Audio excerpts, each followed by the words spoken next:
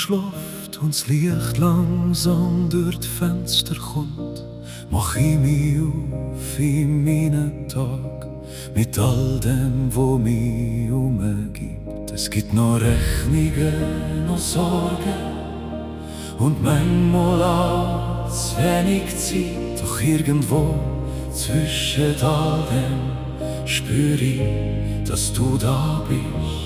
Nicht weit weg, nicht nur in der Kirche, sondern genau da, mitten in meinem Leben.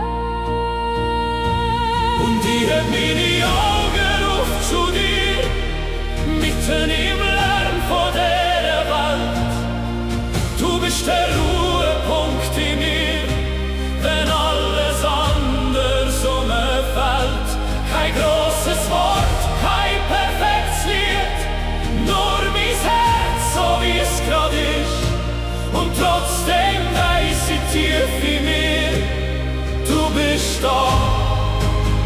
Mitten in deinem Licht.